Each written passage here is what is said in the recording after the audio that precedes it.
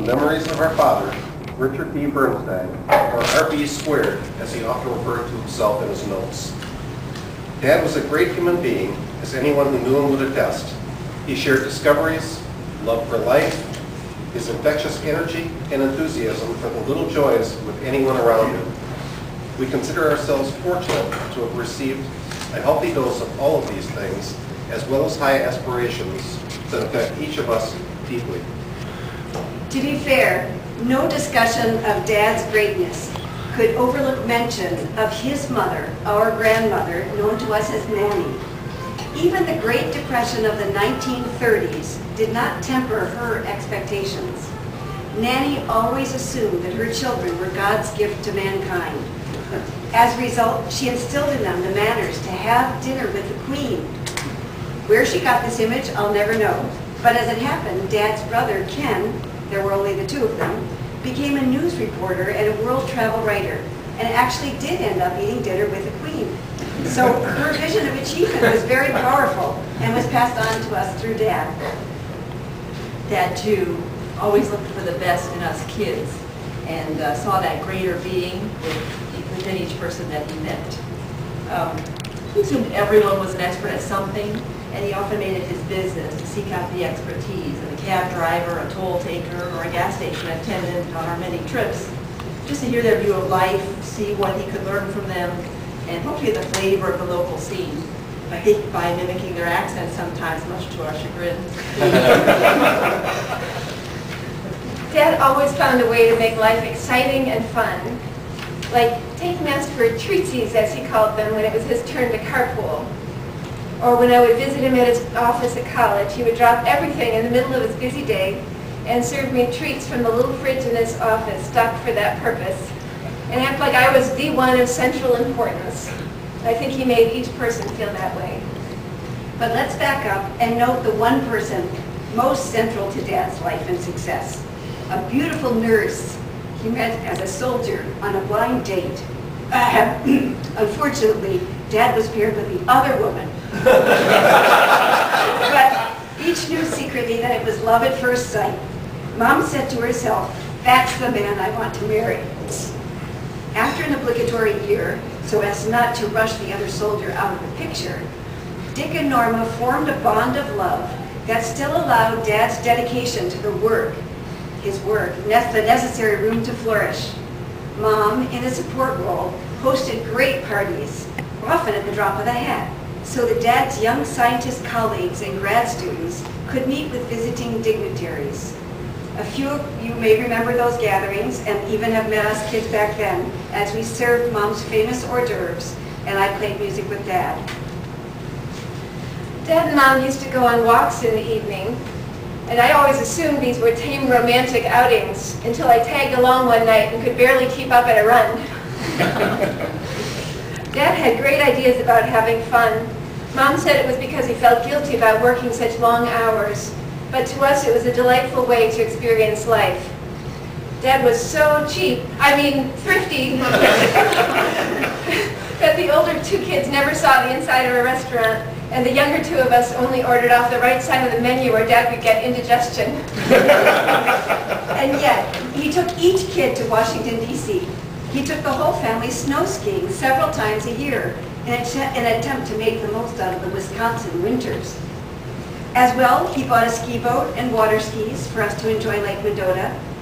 Somehow, he figured out how to snow ski, how to water ski, how to drive a boat, and then he'd teach us.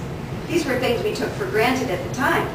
But when we became parents ourselves, we began to wonder how he was organized enough to find the time and energy to accomplish these things, let alone with his illustrious career. He bought a home movie camera way before its time had come, probably at the urging of his brother, the news reporter. Together, they would plan out scripts with funny scenarios, like showing Julie with two pigtails that Neil and I would gleefully rip from her head. It was a magical trick to us, but it was achieved by simply pausing the camera during her haircut. In retrospect, it's clear that the camera and the outings were all calculated splurgings that Dad invested in for the fond memories they would create. Dad used to take me pheasant and deer hunting, ice fishing, Again, things he learned from the locals. He made a big project of fishing and cleaning fish with us and our uncles, Mom's brother-in-laws, who would come to visit us with their backcountry expertise. When he took the grandkids to Disneyland, he tried not to let them see how often he had to throw up after some of the rides. Looking back, we think how touching and thoughtful those gestures were, considering his work schedule. Later, he commented on the uncomfortable discrepancy between the 15 hours a day he spent with his graduate students whose foster childhood always lasted the same period, roughly 22 to 27 years old, and a couple of odd hours he may squeeze in with his own children, whom he got to watch on an entirely different way, that of seeing them grow over a much longer time frame, but with much less exposure to him.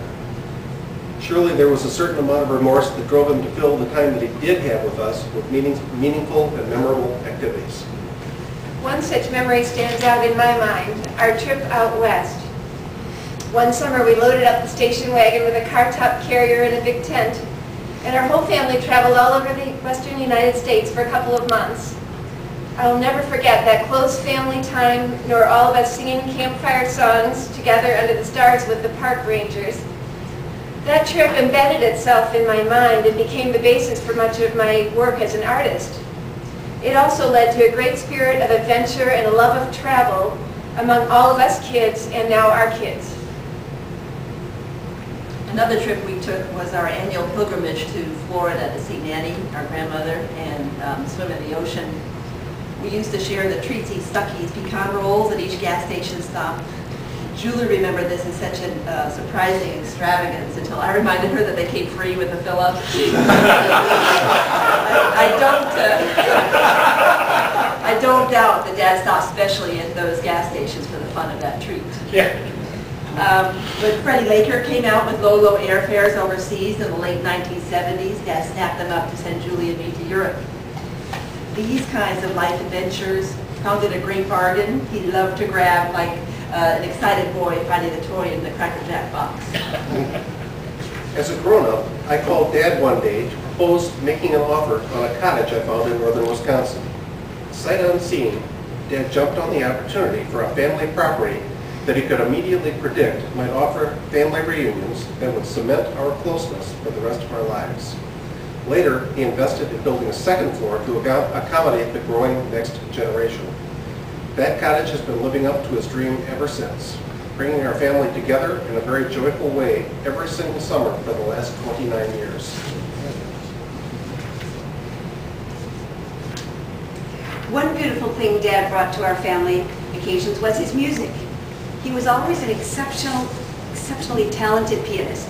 Nanny proudly told how he would practice piano near the window, and his friends would come by and yell out, "Hey, Paderewski, are you coming out to play?" referring to the famous contemporary pianist at the time. At 13, he won the New Jersey State Piano Competition, which earned him the prize of a Steinway grand piano that we grew up with. Dad loved music passionately, and it was a serious choice for him whether to become a concert pianist or a scientist. He said his decision was based on the fact that there's more room at the top in science.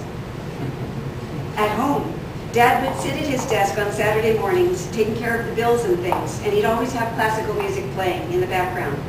One of his lifelong pleasures was attending operas with Mom sitting in the peanut gallery. Later, he loved playing duets with me on the violin. After his heart attack, his brother gave him headphones and a favorite Vivaldi tape in the hospital in Leningrad, and I know that the music made his final days much more enjoyable.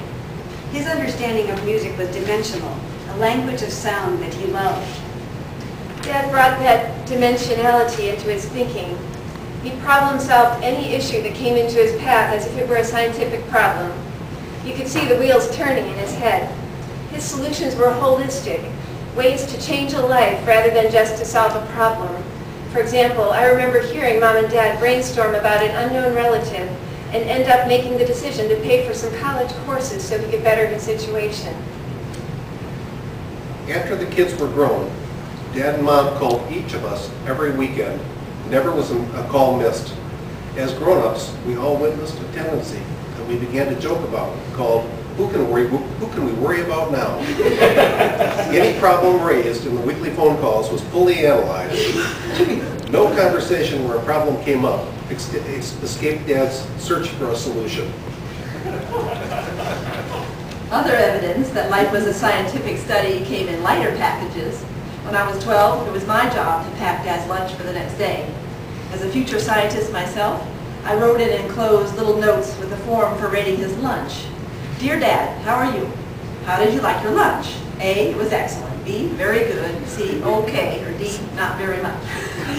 One day, he opened his lunch proudly to show off to his secretary his daughter's dedication, only to discover that was the day he didn't have a note. Meanwhile, in my school cafeteria, I was mortified to discover that I ended up with his lunch and his note. Lunches were the only daily rating. Dad took teaching very seriously. When asked how his teaching went that day, Dad always gave himself a grade. He was as strict with himself as he was with the students. It was usually B minus or B plus, A minus, or the very rare A. I got to hear what it was like on the other side of that classroom in an unusual way. In the 1990s, my husband had occasion to work in a lab with a young research chemist. As they chatted about their careers, she explained that her love of chemistry really took off while at college at UCLA. Apparently, the inspiration of a certain professor there had helped cement her desire to continue her career.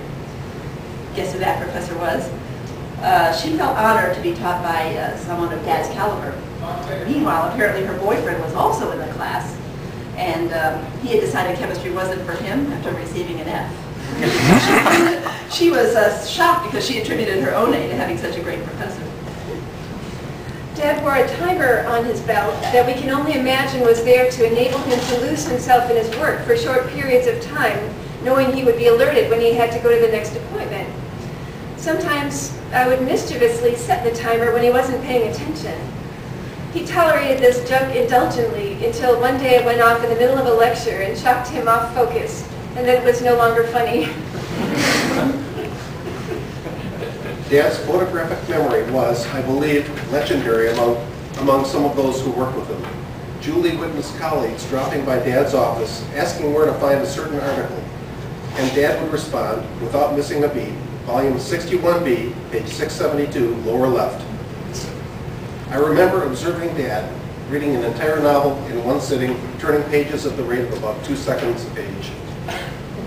Most of you couldn't know that Dad started out in college as an English major. Then one day he got a B on a paper. He went in to enlighten his instructor that this paper was surely deserving of a higher grade. But the teacher, for some reason, was not interested in the conversation. Whereupon he indignantly flung the paper into the waste paper basket and determined then and there to change his major to physics. Good choice. Later, Dad admitted that the dramatic effect of the heart-wrenching scene was reduced by the fact that the waste paper basket happened to be in the next room and the teacher never witnessed his tragic delivery. The clarity of his writing, however, did go on to benefit many a scientist through his books and his many 350 scientific papers. It helped us kids as well in our careers. In fact, 2 of us became editors. Dad was a practical man. I don't know if he thought much about feminism. That is, until 3 of his kids were girls, and they were pulling straight A's. I think he did the math and became quite the advocate of women professionals thereafter.